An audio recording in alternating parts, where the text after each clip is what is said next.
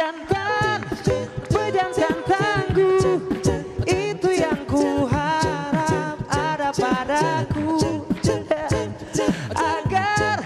Agar diriku bisa menaklukkan tingkah liarmu. Ajari aku untuk jadi pejantan tangguh. Mungkin terlalu lama aku telah bersembunyi, menatap matahari pun aku tak mampu. Udara malam pun terasa menusuk langkahku. Di persembunyian aku menjadi, di persembunyian aku mencari pejantan tangguh.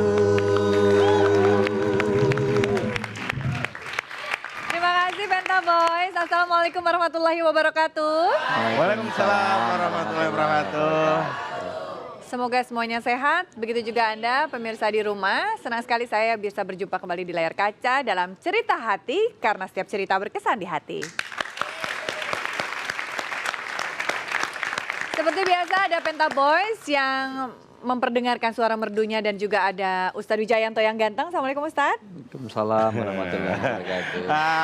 Tampaknya cocok ya, pejantan tangguh. Tapi saya nggak tahu nih teman saya yang satu ini apakah pejantan tangguh, seorang Akbar? Saya betina.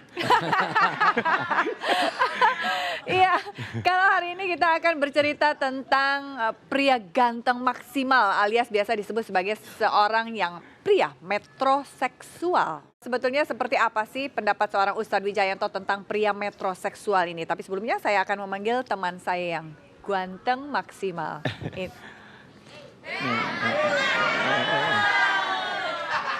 Bukan. Oh. Kan tadi udah dibilang kamu metro mini katanya. Udah gitu lagi belum diinspeksi knalpotnya. Jadi hitam banget gitu asapnya. Asapnya dong. Ini dia Reza Herlambang. Bila cinta tak lagi untukku, bila hati tak lagi padaku, mengapa harus dia yang merebut dirimu?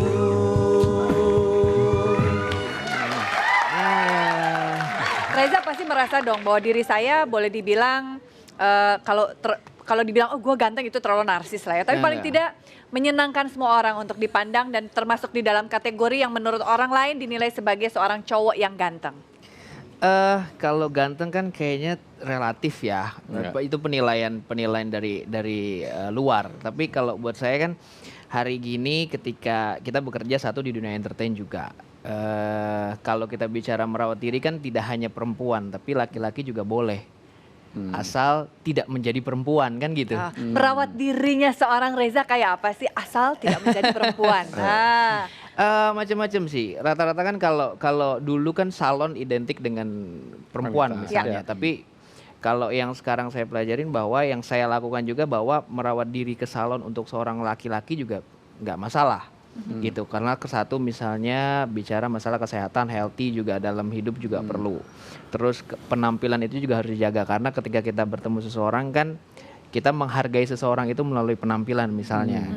Jadi buat saya sekarang hal-hal tabu itu bisa sedikit bergeser, tapi paling tidak bagaimana sih saya sebagai pelaku misalnya orang yang suka merawat diri menyikapinya itu tidak berlebihan gitu, hanya sebatas. Secara spesifik kegiatan merawat diri itu yang seperti apa? Iya, rambut misalnya. Rambut kerembat, terus teramas, gunting itu udah pasti ya. Gunting, terus beberapa perawatan juga ada gitu kan. Jadi terus itu dilakukan di salon atau di rumah?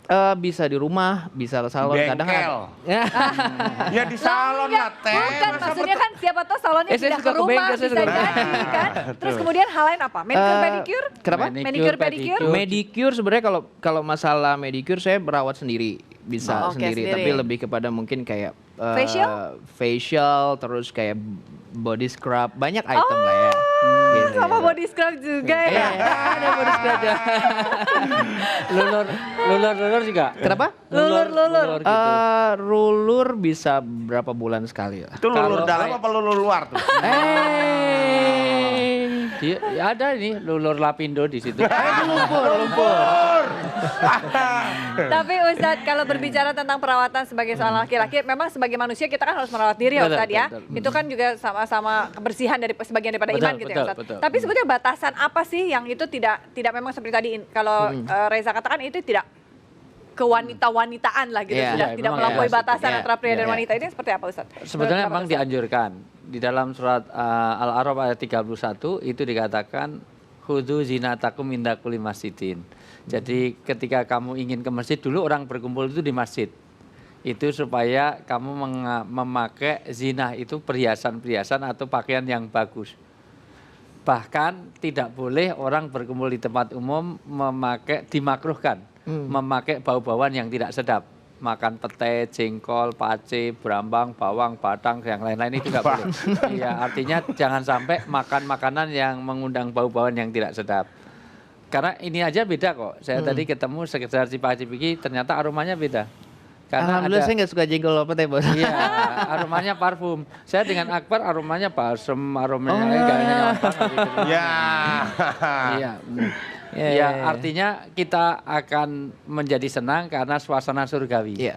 Bahkan mohon maaf kalau di Mekah Madinah itu orang biasa bagi-bagikan parfum. Ya. Jadi nanti dioles-oleskan orang setiap mau masuk masjid. Karena itu adalah aroma-aroma yang surgawi. Ya. Surgawi itu aromanya segar, aromanya dengan wangi, terus segala macam. Kayak kita sholat Jumat juga itu kan Iya, harus ada sholat Jumat pewangian ya. disunahkan, bahkan mandi supaya ada kebersihan itu semuanya. Ya. Ini menunjukkan bahwa semangat Islam itu adalah semangat untuk bersih, untuk rapi, untuk indah, itu semangatnya. Tetapi nanti, sebagaimana pertanyaan tadi, ada batasan-batasan. Ya. Iya. Sebetulnya batasan yang paling berat, yang paling banyak untuk wanita sih. Boleh sebenarnya. diungkap nanti enggak Ustadz? Boleh. Boleh ya, kita ungkap nanti ya. Karena Iya. dengan melihat wajahnya Reza aja, tampaknya saya sudah menampakkan diri bahwa di depan saya itu ada surga. Iya. Kalau lihat ini, lihat ini. Aduh, capek deh. Nanti ya setelah satu ini tetap bersama kami di sini di Cerita Hati.